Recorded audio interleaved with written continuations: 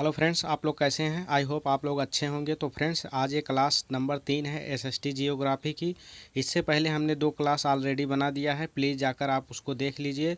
और ऐसे हम इसी तरीके से हर सब्जेक्ट का क्लास यूट्यूब पर आपको फ्री में देते रहेंगे, इसलिए आप चैनल पर नए हो तो प्लीज़ चैनल को सब्सक्राइब कर लें। ओके, तो चलिए देखते हैं पृथ्वी के आंतरिक सतह के विषय में। पृथ्वी की सतह की सबसे ऊपरी परत को परपटी कहते हैं या क्रस्ट कहते हैं, दोनों नाम आपको याद करने होंगे।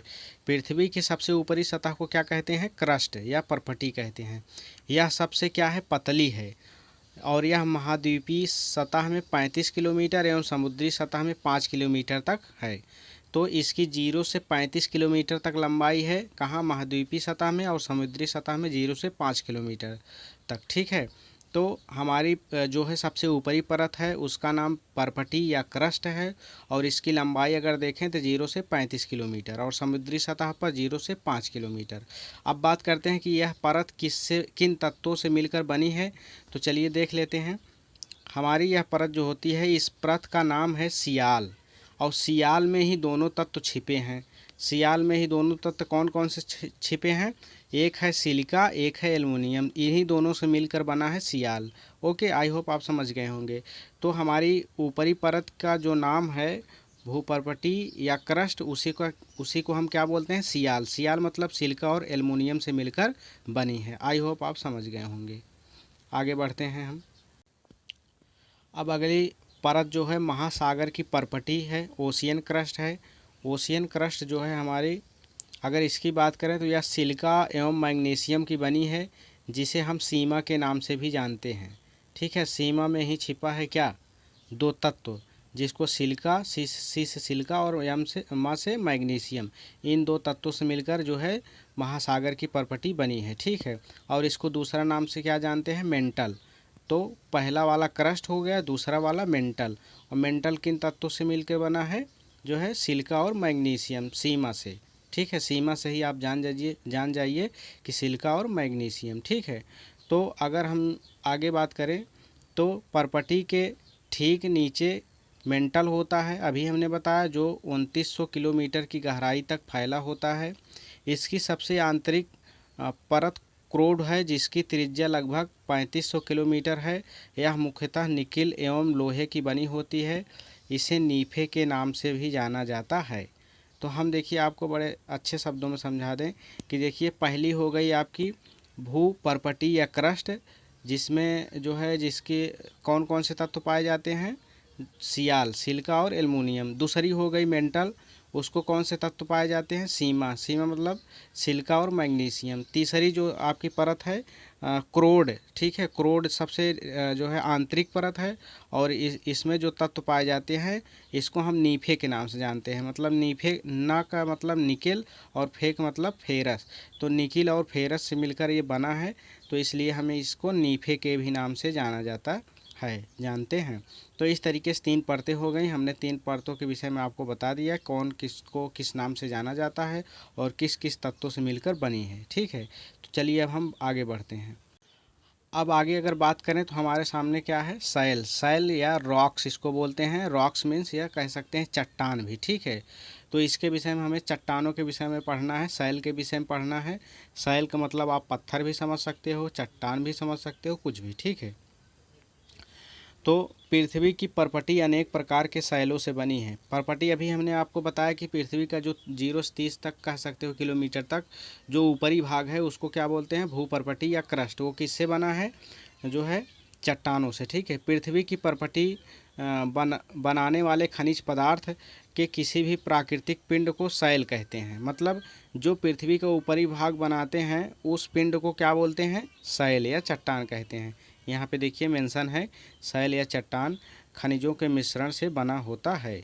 जो हमारा शैल बना होता है या चट्टान बना होता है, वो किससे बना होता है, खनिज पदार्थों के मिश्रण से बना होता है।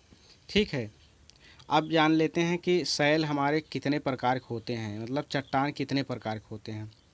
देखिए, शैल 3 प्रकार के होते हैं, जो है आग्नेय शैल, अवसादी शैल, कायांतरित शैल। अब हम तीनों के विषय में पढ़ेंगे। ठीक है, आग्नेय शैल क्या होता है, आइए हम जानते हैं आग्नेय शैल क्या होता है। देखिए, आग्नेय शैल 2 प्रकार की होती हैं, एक अंतर्भेदी शैल और एक बहिर्भेदी शैल।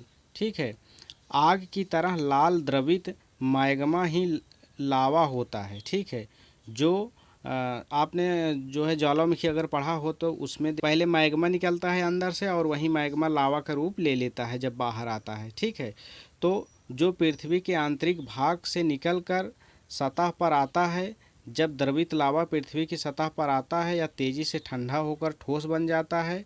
ठीक है, और परपटी पर इस प्रकार से बने शैल को बहिर्भेदी आग्नेय शैल कहते हैं। ठीक है, और इनकी संरचना बहुत महीन दानों वाली होती है।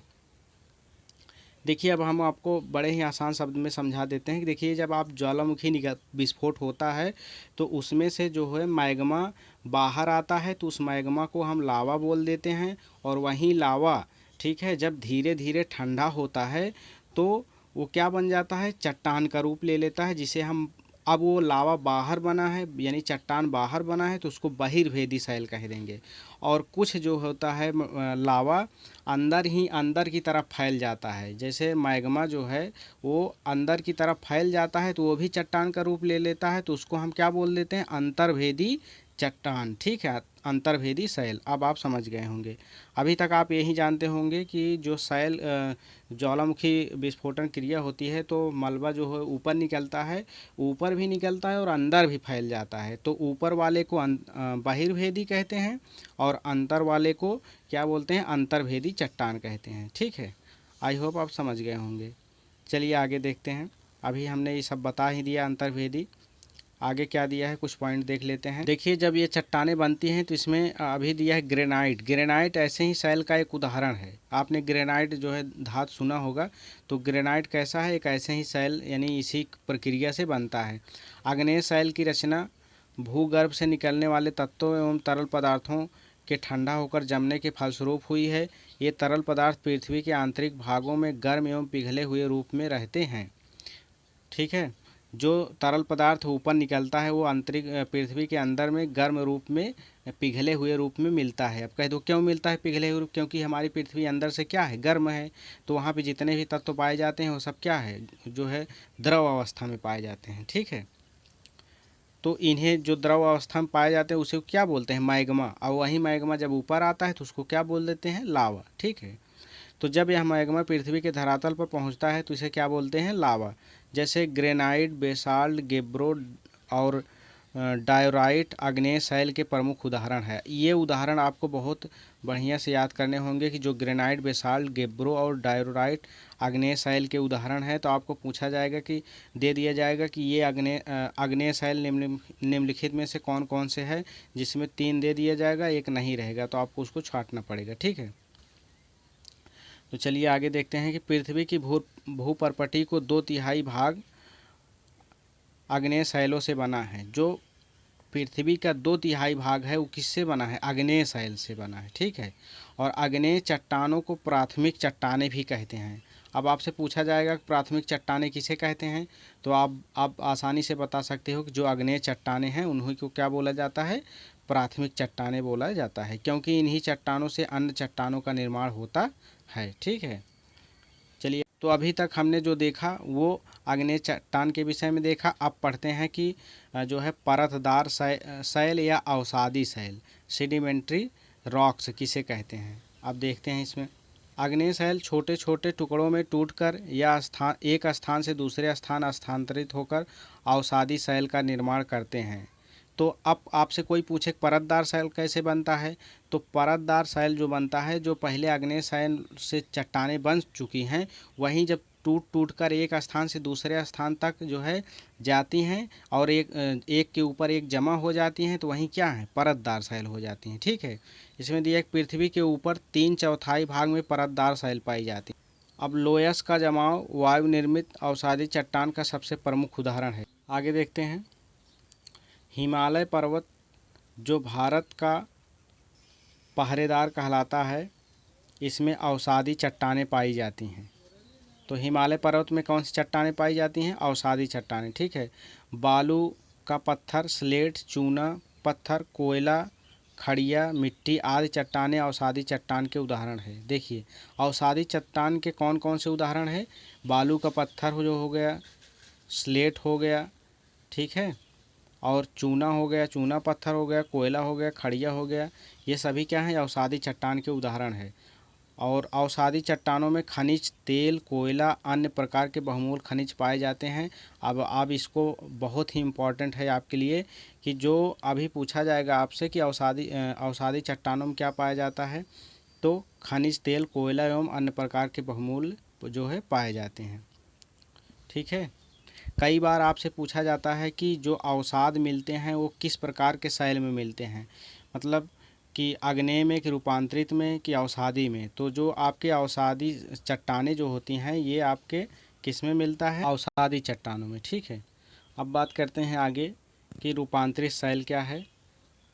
रूपांतरित शैल क्या है, ये आपने नाम से ही पता चल रहा है इसका कि जब चट्टानें एक रूप से दूसरी रूप में बदल जाती हैं तो उसे क्या बोलते हैं, रूपांतरित चट्टानें। ठीक है। चलिए इसको हम देख लेते हैं कि ये चट्टानें अन्य चट्टानों के रूप परिवर्तन के फलस्वरूप निर्मित होती हैं। ठीक है।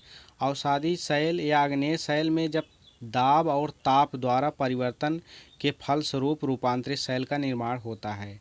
तो अब आप समझ गए होंगे रूपांतरित शैल का निर्माण कैसे होता है। दाब एवं जब जो है आग्नेय और अवसादी चट्टानों पर दाब लगता है और ताप द्वारा, ठीक है, उसमें क्या होता है, परिवर्तन हो जाता है उनके आकार में, स्ट्रक्चर में और उनके गुणों में। ठीक है। परिवर्तन हो जाता है तो उसे क्या बोलते हैं, रूपांतरित शैल। ठीक है। अब रूपांतरित शैल के कौन कौन से उदाहरण हैं, आइए इसको भी देख लेते हैं।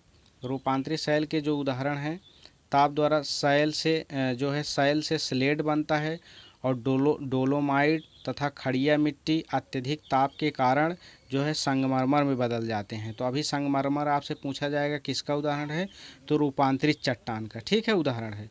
कोयला हीरे में बदल जाता है। ग्रेफाइट से जो है कोयला जो है, कोयला किसका प्रतिरूप है, ग्रेफाइट का है, तो कोयले से किस में बदल जाता है, हीरा, कोयला हीरे में बदल जाता है। ठीक है। और क्या है नीचे, संगमरमर चूने के पत्थर का रूपांतरित शैल है। संगमरमर जो है चूने के पत्थर का रूपांतरित शैल है।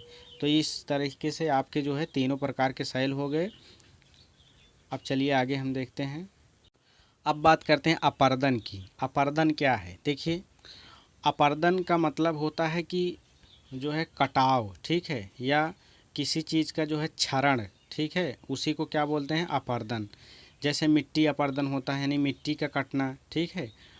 तो जब मिट्टी जो है कट जाती है तो उसको बोलते हैं मृदा अपर्दन बोलते हैं। ठीक है। तो चलिए हम इसको पढ़कर समझते हैं एक एक चीज़। पृथ्वी की सतह के टूटकर घिस जाने को अपर्दन कहते हैं, वही चीज़ ना। और अपर्दन की क्रिया के द्वारा सतह नीची हो जाती है। ये बात सही है कि जब पृथ्वी कटेगी तो वो उसका सतह क्या होगा, धीरे धीरे नीचे चला जाएगा, तथा निक्षेपण की प्रक्रिया के द्वारा इनका फिर से निर्माण होता है। ये दो प्रक्रियाएं बहते हुए जल, वायु एवं बर्फ के द्वारा होती हैं। मतलब कि ये जो अपर्दन होता है, एक अपर्दन जो है वायु के द्वारा होता है। जब हवाएं तेज़ से चलती हैं तो जो है मिट्टी एक जगह से उड़कर दूसरी जगह चली जाती है। ठीक है। और जल जब बहता है पानी तो उसके साथ भी मिट्टी का कटाव होता है। ठीक है। इस तरीके से अपर्दन के विषय में बताया गया है। ठीक है। वायु जल आदि अपर्दित पदार्थ को एक स्थान से दूसरे स्थान तक क्या करते हैं, ले जाते हैं और फलस्वरूप एक स्थान पर निक्षेपित कर देते हैं। अब निक्षेपित वर्ड क्या है, मतलब जैसे एक जगह से जो है मिट्टी जब उड़ी और अगले जगह पे जम गई तो जहाँ पे जमी वहाँ पे क्या हो गया, निक्षेपित, उसी को बोलते हैं। मिट्टी क्या हो गई, निक्षेपित हो गई, वहाँ पे जम गई। तो इस तरीके से आई होप आप समझ गए होंगे। अपर्दन एवं निक्षेपण के ये प्रक्रम पृथ्वी के धरातल पर विभिन्न अस्त्राकृतियों का निर्माण करते हैं। जैसे जो अपर्दन होता है और उसके बाद जहाँ पे जमती है उसको निक्षेपण कहते हैं। तो इससे कई आकार जो है पृथ्वी का जो है आकार बन जाता है पृथ्वी पर। जैसे छत्रक शिला हो गया, अभी आप पढ़े होंगे, छाते के आकार का। जब मिट्टी नीचे की तरफ से कट जाती है तो वो छाते की आकार बन जाती है, तो उसे छत्रक शिला बोल देते हैं। अब चलिए देखते हैं कि विश्व की सबसे गहरी खान दक्षिण अफ्रीका में स्थित है तथा इसकी गहराई लगभग 4 किलोमीटर है। तेल की खोज में इंजीनियर 6 किलोमीटर गहराई तक खोद चुके हैं। पृथ्वी के केंद्र तक पहुंचने के लिए जो बिल्कुल असंभव है, समुद्र की सतह पर 6000 किलोमीटर गहराई तक खोदना होगा। मतलब सेंटर में जाने के लिए हमें समुद्र की गहराई से 6000 किलोमीटर गहराई तक खोदोगे तो आप पृथ्वी के सेंटर में पहुंच जाओगे, जो कि बिल्कुल असंभव है क्योंकि टेम्परेचर वहां पे बहुत ज़्यादा है। ठीक, अब देख लेते हैं कुछ फैक्ट हैं जिसको समझ लेते हैं कि पृथ्वी का आयतन का केवल 1% हिस्सा ही पर्पटी है। जो हमारी क्रस्ट है वो पृथ्वी के कुल हिस्से का कितना प्रतिशत है? 1%। ठीक है, और 84% मेंटल है और 15% हिस्सा क्रूड है। ठीक है, अब आप समझ गए होंगे कि 1% जो है पर्पटी है, क्रस्ट है, और 84% मेंटल है बीच वाला भाग, और 15% सबसे अंदर वाला भाग क्रूड है। ठीक है, आई होप आप इतना समझ गए होंगे। ठीक है, और 6371 किलोमीटर जो है पृथ्वी की क्या है? रेडियस है। पृथ्वी की त्रिज्या कितना है? 6371 किलोमीटर। ठीक है, और एक शब्द है इग्नियस, लैटिन शब्द इग्नियस जिसका अर्थ होता है अग्नि, और इसको आप याद रखिएगा, यहाँ से बहुत सारे क्वेश्चन बन जाते हैं। अगर आप इसको समझे नहीं रहेंगे तो आपका गलत हो जाएगा। और सेडिमेंट्री शब्द लैटिन शब्द जो है लैटिन शब्द सेडिमेंटम जिसका अर्थ होता है स्थिर। मेटामॉर्फिक जो है ग्रीक शब्द मेटामॉर्फोस जिसका अर्थ है परिवर्तन, और एक होता है फॉसिल यानी जीवाश्म। जीवाश्म में आप समझ रहे होंगे कि जीवाश्म जो होता है शैलों के परतों में दबे हुए मृत पौधे एवं जंतुओं के अवशेषों को जीवाश्म कहते हैं। ठीक है, ऐसा आप समझिए कि जीवाश्म जो है सड़े गले, जब कोई जीव जो है मृत हो जाता है तो जीवाश्म का रूप ले लेता। अब हम नेक्स्ट क्लास में धरातल के रूप में पृथ्वी का जो धरातल है उसके रूप में उसको पढ़ेंगे। तो आज के लिए बस इतना ही, मिलते हैं नेक्स्ट वीडियो में। ठीक है, धन्यवाद।